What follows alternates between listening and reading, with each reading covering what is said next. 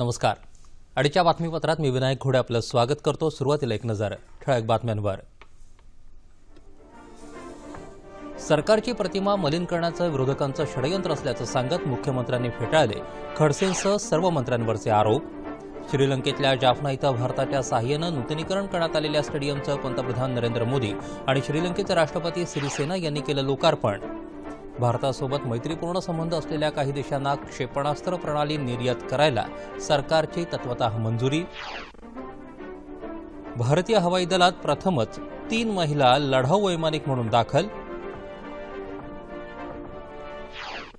3 आफ्रिकी देशांचा दौरा आटोपून राष्ट्रपती प्रणव मुखर्जी मायदेशी परतले.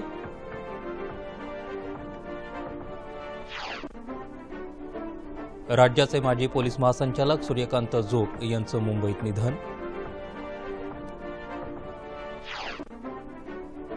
भारत आणि झिम्बाब्वे यांच्यात आज हरारे इथं पहिला T20 क्रिकेट सामना. आणि नैऋत्य मोसमी पाऊस विदर्भाच्या उंबरठ्यावर येत्या 24 ते 48 तासात मोसमी पाऊस राज्यात दाखल होण्यासाठी परिस्थिती अनुकूल. नमस्कार. आता बातम्या विस्तारानं पाहूयात. राज्य सरकार अत्यंत प्रामाणिकपणे काम करत आहे, मात्र सरकारची प्रतिमा मलिन करण्याचं षडयंत्र विरोधकांनी रचलं आहे असं मुख्यमंत्री देवेंद्र फडणवीस यांनी म्हटलं आहे. भाजपा प्रदेश कार्यकारिणीची 2 दिवसांची बैठक आजपासून पुण्यात सुरू झाली, त्यावेळी ते बोलत होते. लोकांच्या मनात केवळ संभ्रम निर्माण करण्यासाठी विरोधक आपल्या मंत्र्यांवर आरोप करत असल्याचं सांगत मुख्यमंत्र्यांनी यावेळी एकनाथ खडसेंसह आपल्या सर्व मंत्र्यांवरचे आरोप फेटाळले. खडसे यांनी स्वतः चौकशीचा प्रस्ताव मांडला, ते पूर्णपणे निर्दोष असून चौकशीतून ते सिद्ध होईल असं मुख्यमंत्री म्हणाले. मान खाली झुकेल असं काहीही राज्य सरकारकडून कधीच घडणार नाही अशी ग्वाही मुख्यमंत्र्यांनी राज्यभरातून आलेल्या पक्षप्रतिनिधींना यावेळी दिली. प्रदेशाध्यक्ष रावसाहेब दानवे यांच्या अध्यक्षतेखाली होत असलेल्या या बैठकीला भाजपाच्या राज्यातल्या मंत्र्यांसह केंद्रीय मंत्री व्यंकय्या नायडू, पियुष गोयल आणि प्रकाश जावडेकर उपस्थित आहेत. श्रीलंकेतल्या जाफना इथल्या नूतनीकरण करण्यात आलेल्या दुरैयप्पा स्टेडियमचं लोकार्पण आज पंतप्रधान नरेंद्र मोदी आणि श्रीलंकेचे राष्ट्रपती मैत्रीपाला सिरिसेना यांनी केलं. यावेळी राष्ट्रपती सिरिसेना स्टेडियममध्ये उपस्थित होते, तर पंतप्रधान नवी दिल्लीतून व्हिडिओ कॉन्फरन्सिंगद्वारे या सोहळ्यात सहभागी झाले. 1997 पासून हे स्टेडियम वापरात नव्हतं. भारतानं 7 कोटी रुपये खर्च करून या स्टेडियमचं नूतनीकरण केलं असून जाफनाचे माजी महापौर अल्फ्रेड थंबीराजा दुरैयप्पा यांच्या स्मरणार्थ त्यांचं नाव या स्टेडियमला दिलं आहे. हे स्टेडियम म्हणजे आशावाद आणि आर्थिक विकासाचं प्रतीक आहे असं पंतप्रधान मोदी यावेळी म्हणाले. स्टेडियमचं काम यशस्वीरित्या पूर्ण होणं हे दोन्ही देशांनी भूतकाळ मागे टाकल्याचं द्योतक आहे असं सांगून श्रीलंकेच्या प्रगतीसाठी, सर्व नागरिकांच्या विकासासाठी भारत श्रीलंकेला सर्वतोपरी सहाय्य देईल असं आश्वासन पंतप्रधानांनी दिलं. भारताच्या सहकार्याबद्दल श्रीलंकेच्या राष्ट्रपतींनी भारताचे आभार मानून हा ऐतिहासिक क्षण असल्याचं सांगितलं. यावेळी स्टेडियमवरती सुमारे 8,000 जणांनी आगामी आंतरराष्ट्रीय योग दिनानिमित्त योग प्रात्यक्षिकं सादर केली. भारतासोबत मैत्रीपूर्ण संबंध असलेल्या काही देशांना क्षेपणास्त्र प्रणाली निर्यात करायला सरकारनं तत्वतः मंजुरी दिली आहे. सरकारनं अतिशय विचारपूर्वक हा निर्णय घेतला असल्याचं संरक्षण मंत्री मनोहर पर्रिकर यांनी काल बंगळुरू इथं सांगितलं. निर्यातीसंदर्भात जर एखाद्या मित्र देशाकडून मागणी आली तर 10% मिसाईल क्षमता निर्यात करायला परवानगी दिली जाईल. यासाठी केंद्र सरकार आणि परराष्ट्र व्यवहार विभागानं घालून दिलेल्या मानकांचं पालन करावं लागेल असं पर्रिकर यांनी सांगितलं. राफेल लढाऊ विमानांबाबत भारत आणि फ्रान्स यांच्यातली चर्चा पूर्ण झाली असून भारतीय शिष्टमंडळाच्या अहवालाची प्रतीक्षा आपण करतोय अशी माहिती त्यांनी यावेळी दिली. तत्पूर्वी स्वदेशी बनावटीचं HTT-40 या प्राथमिक प्रशिक्षण विमानाचं उद्घाटन पर्रिकर यांनी केलं. देशाच्या इतिहासात प्रथमच 3 महिलांचा भारतीय वायुसेनेत फायटर पायलट म्हणून समावेश झाला आहे. हैदराबादच्या वायुसेना अकादमीत पासिंग आउट परेडनंतर संरक्षण मंत्री मनोहर पर्रिकर यांनी 3 महिलांना वायुसेनेत अधिकृतपणे फायटर पायलट म्हणून सामावून घेतल्याची घोषणा केली. भावनाकांत, मोहना सिंग आणि अवनी चतुर्वेदी या तिघींचा फायटर पायलट म्हणून समावेश झाला. या घटनेमुळे अभिमान वाटत असल्याच्या भावना त्यांनी व्यक्त केल्या. Flying officer Palak Shrivastava, flying officer Prabhjot Singh, flying officer Tanya Pande, flying officer S Shruti, Now the commissioning of the first 3 women fighter pilots. Flying Officer Bhavna Kant. Flying Officer Agni Chaturvedi. Flying Officer Mohana Singh. Flying Officer Sahil Yadav.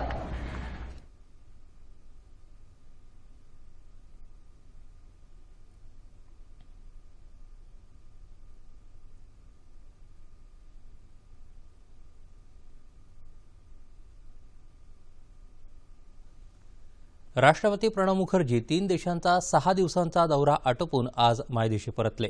संयुक्त राष्ट्रांमध्ये भारताला पाठिंबा मिळण्याच्या दृष्टीनं राष्ट्रपतींचा हा दौरा महत्त्वपूर्ण ठरलाय.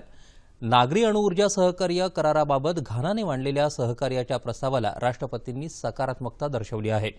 राष्ट्रपतींच्या या दौऱ्यामुळे भारताचे या देशांशी असलेले संबंध अधिक दृढ होणार आहेत.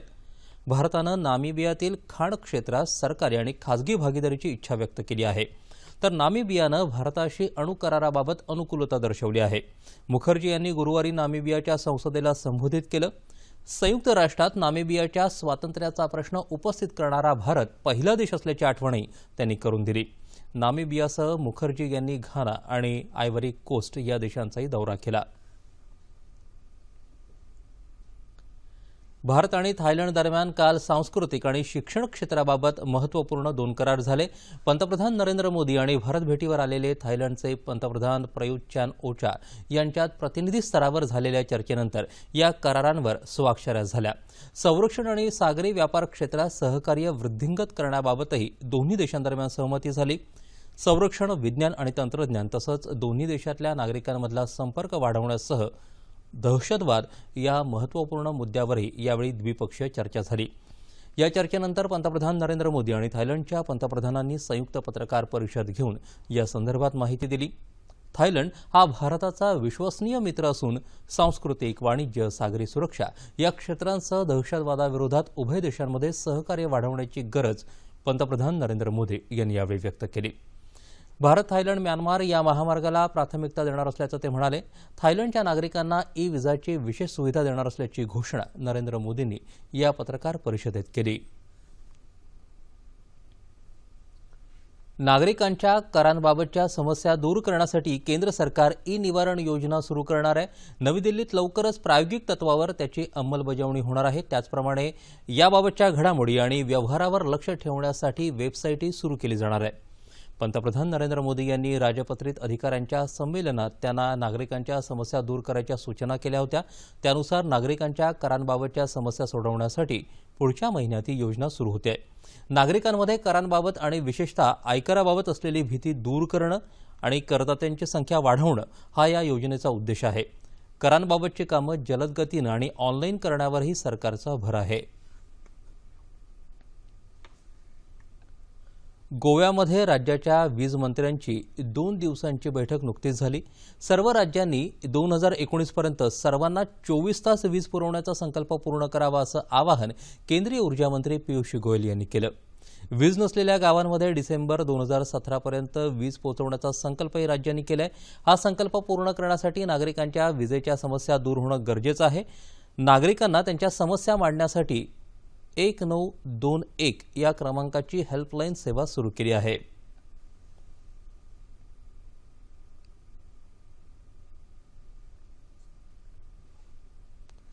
शिवजलक्रांती हे महत्त्वाचं काम शिवसेनेनं केलं. फक्त दुष्काळावर बोलत न बसता आम्ही कामं हातात घेतली असा दावा शिवसेना पक्षप्रमुख उद्धव ठाकरे यांनी उस्मानाबादमध्ये केला. शिवसेनेनं इतर कोणत्याही पक्षापेक्षा जास्त चांगलं काम केलं. शिवसेना सरकारमध्ये सरकारनं जलयुक्त शिवारची अनेक कामं केली. शेतकऱ्यांची बियाणांची खरेदी झाल्यावर बियाणांच्या किमती कमी करून फायदा काय असा सवाल विचारत त्यांनी भाजपाला चिमटा काढला. सरकारनं महाबीजच्या किमती वाढवल्या होत्या असं त्यांनी सांगितलं.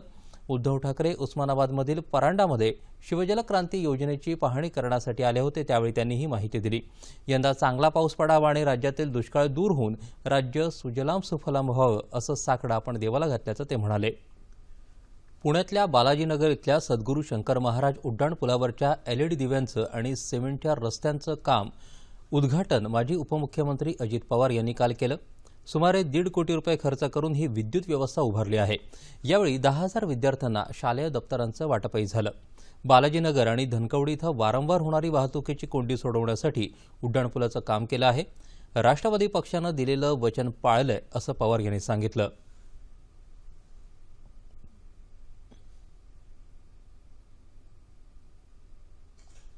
नैसर्गिक आपत्ती आणि दुष्काळामुळे शेतीचं पर्यायानं शेतकऱ्यांचं नुकसान होत असलं तरी अशा परिस्थितीतही मेहनत आणि जिद्दीच्या जोरावर दुष्काळावर मात करून शेती फुलवता येऊ शकते।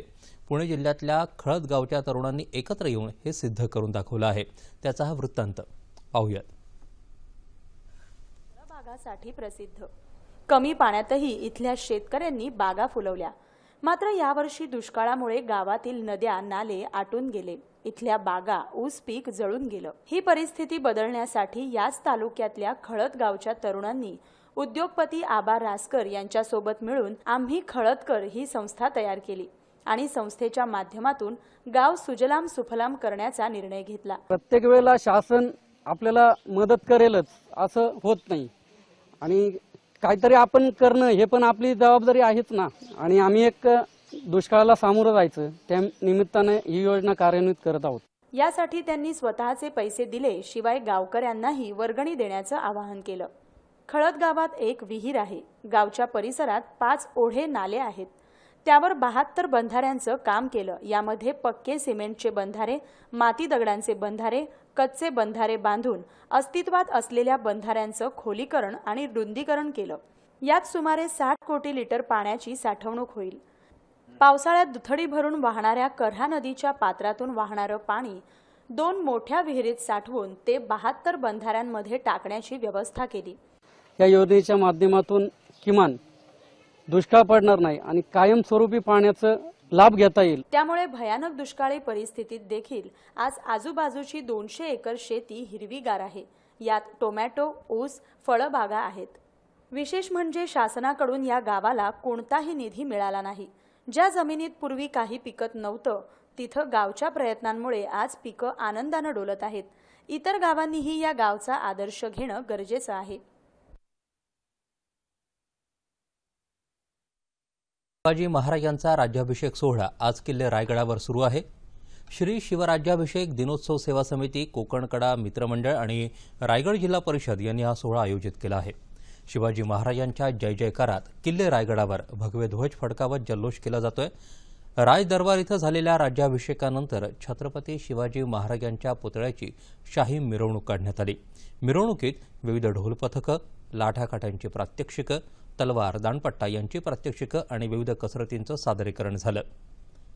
यावेळी पर्यावरण मंत्री रामदास कदम, आमदार महादेव जानकर, आमदार विनायक मेटे, आमदार भरत गोगावले यांच्यासह अनेक मान्यवर उपस्थित होते। शिवराज्याभिषेक सोहळा नागपुरातही मोठ्या उत्साहात साजरा झाला। उपस्थित मान्यवरांनी शिवरायांच्या पुतळ्याला पंचामृतानं राज्याभिषेक केला तर सुवासिनींनी शिवरायांची आरती ओवाळली। सकाळी ढोलताशांच्या पथकात महाराजांची पालखी निघाली होती।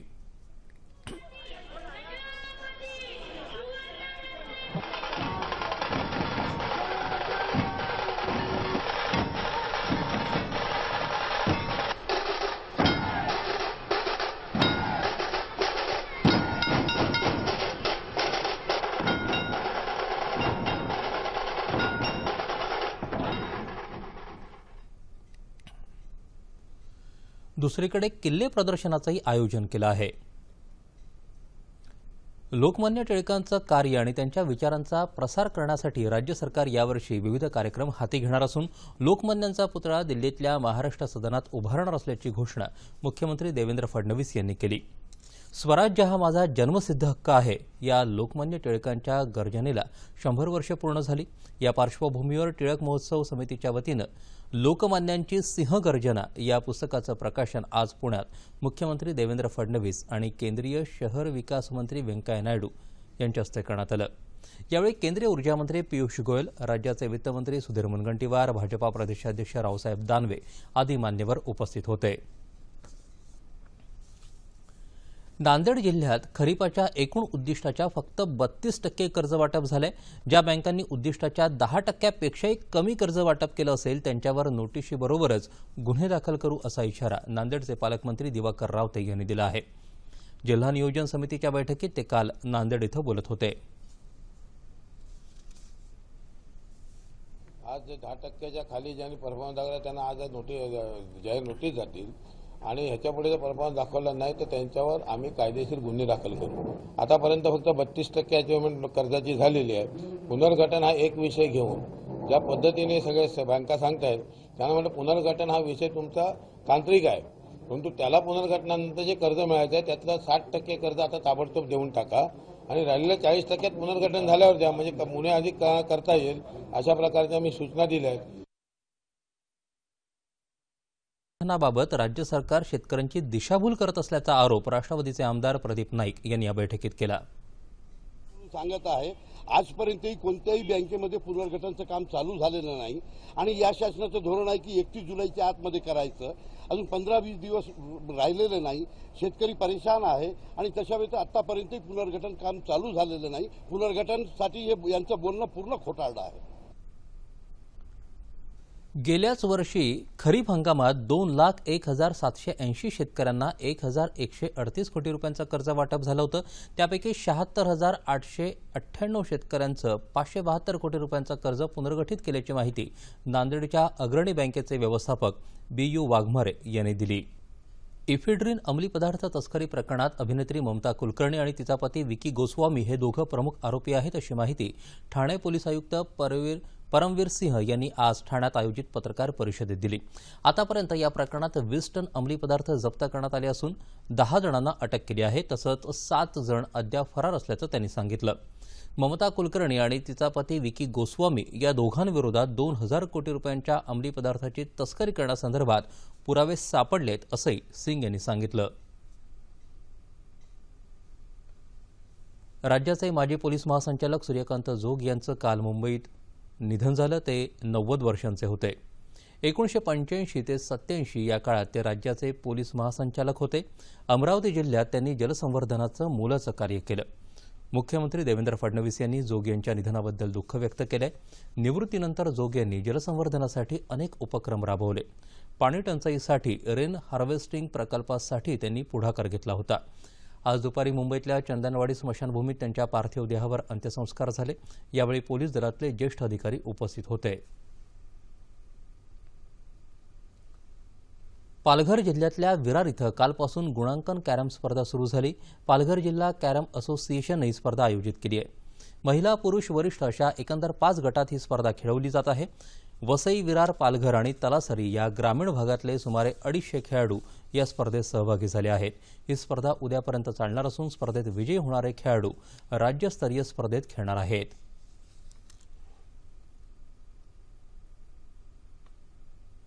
लंडन इथं झालेल्या चॅम्पियन्स करंडक हॉकी स्पर्धेच्या अंतिम सामन्यात ऑस्ट्रेलियानं भारताचा 3-1 पराभव करून सुवर्णपदक पटकावलं, तर भारताला रजत पदकावरती समाधान मानावं लागलं. दोन्ही संघ निर्धारित वेळेत एकही गोल करू शकले नाहीत. त्यानंतर पॅनल्टी शूट आऊटच्या प्रत्येकी 4 संधीत ऑस्ट्रेलियानं 3 गोल केले, तर भारताकडून हरमनप्रीत सिंग एकमेव गोल करू शकला. या स्पर्धेतली भारताची ही आतापर्यंतची सर्वोत्तम कामगिरी आहे.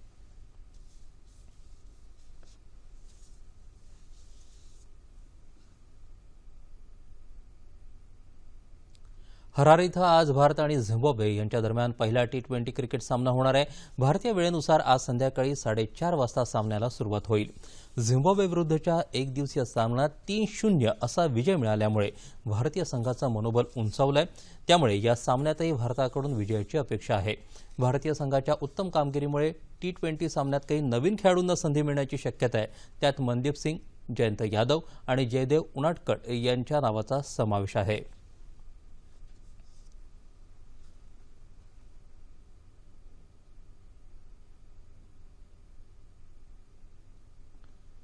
हवामानाची स्थिती जाणून घेऊयात.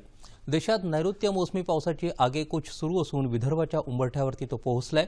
येत्या 24 ते 48 तासात मान्सून राज्यभरात दाखल होण्यासाठी परिस्थिती अनुकूल असल्याचं प्रादेशिक हवामानशास्त्र केंद्रानं म्हटलं आहे. विदर्भात कालपासून अनेक ठिकाणी चांगला पाऊस पडतोय. दक्षिण कोकणातही अनेक ठिकाणी पाऊस आहे. आतापर्यंत मराठवाड्याच्या काही भागातही पाऊस झालाय. मात्र मध्य महाराष्ट्रात अजूनपर्यंत अपेक्षेपेक्षा कमी पाऊस झाल्याचं हवामानशास्त्र केंद्रानं म्हटलं आहे. दरम्यान सिंधुदुर्गात ठिकठिकाणी पाऊस असून सावंतवाडी कणकवलीत जोरदार वाऱ्यासह पाऊस पडत असल्याचं आमच्या वार्ताहरानं कळवलं आहे. येत्या 48 तासात कोकण, मराठवाडा आणि विदर्भात बहुतांश ठिकाणी तर मध्य महाराष्ट्रात अनेक ठिकाणी पाऊस पडण्याची शक्यता हवामान विभागानं वर्तवली आहे. खेळाच्या आणि हवामानाच्या बातम्या जाणून घेतल्यानंतर आता पाहूया ठळक बातम्या पुन्हा एकदा. सरकारची प्रतिमा मलिन करण्याचं विरोधकांचं षडयंत्र असल्याचं सांगत मुख्यमंत्र्यांनी फेटाळले खडसेंसह सर्व मंत्र्यांवरचे आरोप. श्रीलंकेतल्या जाफना इथं भारताच्या साहाय्यानं नूतनीकरण करण्यात आलेल्या स्टेडियमचं पंतप्रधान नरेंद्र मोदी आणि श्रीलंकेचे राष्ट्रपती सिरिसेना यांनी केलं लोकार्पण. भारतासोबत मैत्रीपूर्ण संबंध असलेल्या काही देशांना क्षेपणास्त्र प्रणाली निर्यात करायला सरकारची तत्वतः मंजुरी. भारतीय हवाई दलात प्रथमच 3 महिला लढाऊ वैमानिक म्हणून दाखल. 3 आफ्रिकी देशांचा दौरा आटोपून राष्ट्रपती प्रणव मुखर्जी मायदेशी परतले.